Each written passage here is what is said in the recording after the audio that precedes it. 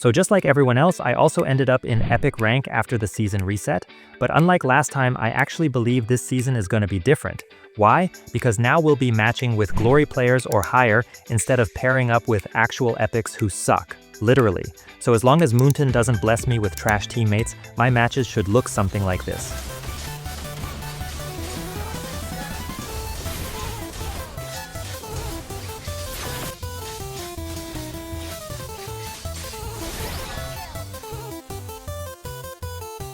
First match of the season, and the enemy picked Hanabi, the queen of Dark System heroes.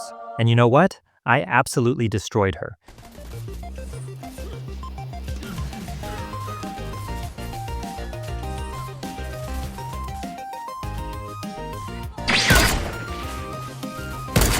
It wasn't just me though, my whole team played well, so of course we enslaved the enemies right from the start.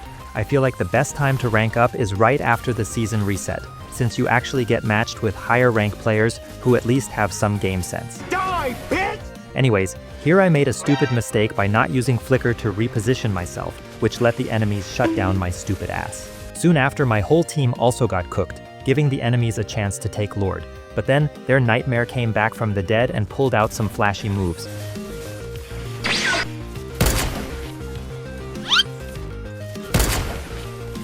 Oh shit, not good. Triple kill!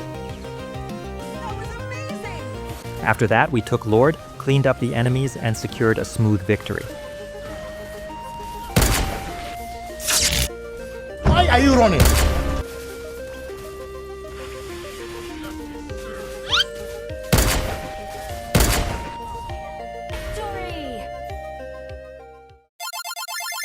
Next game, I picked Lancelot, because even after the nerf, he still deals damage, a lot. With a sustain build full of spell vamp items, he basically becomes a cockroach, super hard to kill, and with his new dash markings cooldown, he's actually easier to play now. So here, I went to gank Leslie because of course she's the easiest free meal in the enemy team, but she made some questionable decisions, like choosing to defend her turret instead of her life. In the end, she lost both. Remember, always gank the gold lane. It helps your gold laner dominate, and that's what carries you into the late game. The enemy jungler was Thamus, and honestly, I don't know if the revamp actually made him better, because he feels easier to kill now than before. So yeah, long story short, we dominated from early to mid game, and the enemies had no one who could turn the tide of the game. So this match too was an easy win. Sing, sing! Bruh. Bruh. Sing, sing!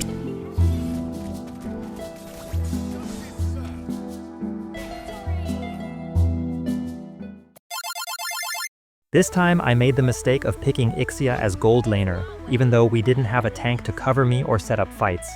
I was up against Natan, and for some reason, he was up awfully aggressive. He even used Inspire to try and kill me, but my passive really come in handy in these situations, so instead of me, he was the one who got cooked. Go!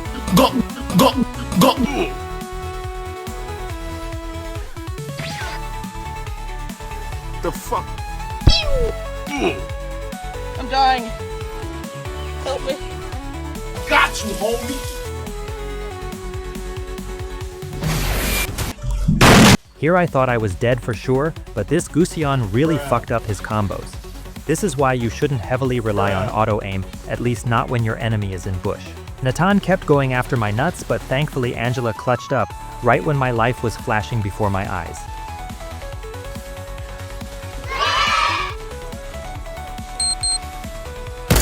Even though I dominated my lane, the other side of the map was a disaster. My team was getting wrecked. On top of that, the Gusion kept targeting me since Ixia is basically free food without mobility. With her, positioning is everything. Misstep once and you die like trash. I tried my best to carry, but with no initiator in our team fights were tragic. The enemies eventually took Lord, but instead of capitalizing, their Minsither started a fight without checking his teammates' positions, and we actually defended the base because of his stupidity.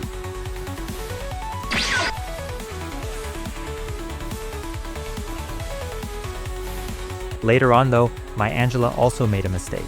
Instead of ulting me, the one actually carrying, she used her ultimate on Argus, who didn't even have his ult and was surrounded by enemies, and the cherry on top, he was also feeding the whole game.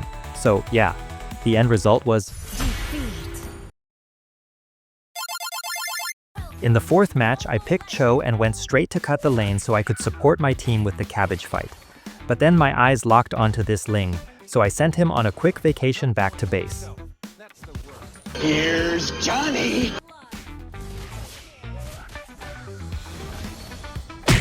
After that, I cut the lane again and invaded the enemy blue buff to make sure that Flying Feather stays underfarmed.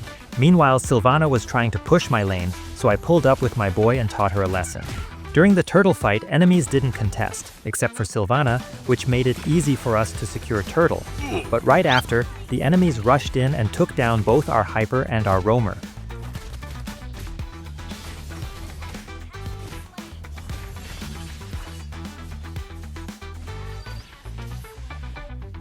I noticed Ling and Eudora both had low HP, so I turned on my 6900 IQ brain and deleted their mage to recall faster. Since our Tigreal had good rotations, I was dominating not just my lane, but also helping other lanes. Scoop no, rat no.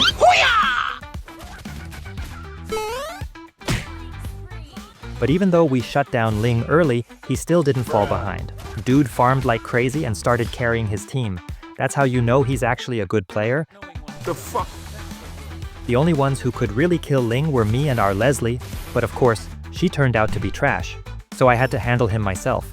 We forced Ling to use his ultimate, which made it the perfect time to take Lord. We secured it, but somehow my team still managed to get themselves cooked.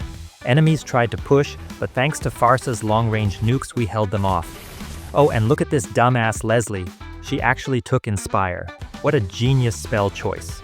Later, enemy Franco and Sylvana strayed too far from home, so we caught them out.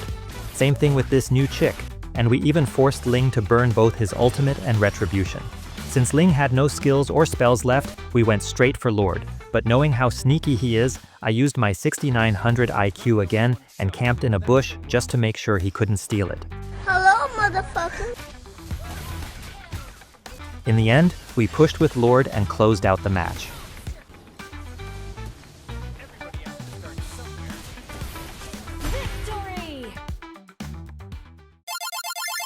I got the jungle role, so I went with Yu Sun Shin, and as always we got early dominance.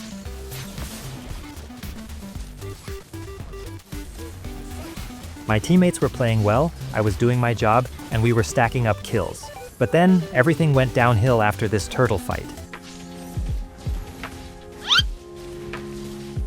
Bruh. Enemies kept stealing my farm and we kept losing fights. Early on, we were dominating, but now we were the ones getting dominated. I'm not exactly sure what went wrong, but I think the real difference maker was their roamer, Hilda. Her vision and rotations turned the whole game around. This match is a perfect example of how much your roamer decides the outcome of the game.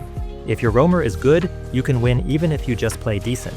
But if your roamer is trash, then even if you're playing great, you'll probably lose. Maybe I could have turned this one if I just stayed farming, built my items, and avoided useless team fights.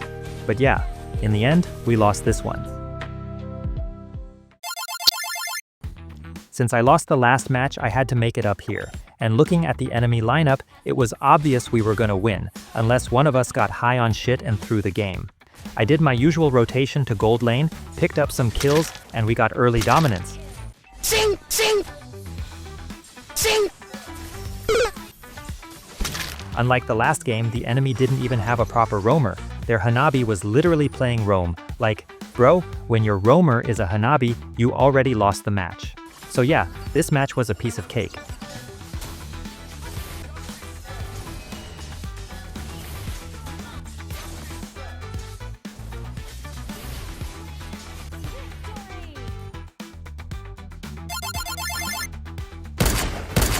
Damn, Leslie's damage is insane. With just 2 bullets, Beatrix's HP dropped to 60%. This panda tried to pull up some moves, but he fumbled so hard that he lost all his aura. Guess he's not the dragon warrior anymore.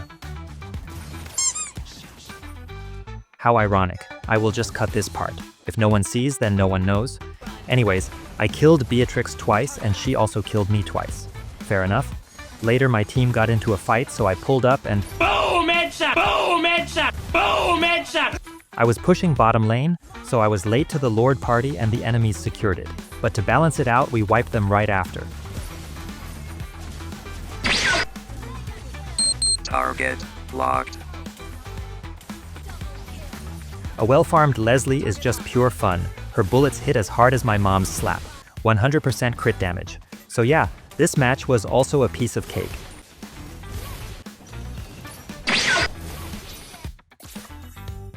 The next few matches I just played with friends to farm aura, because right now I desperately need a shit ton of aura to impress my crush. And if you also need aura, then subscribe.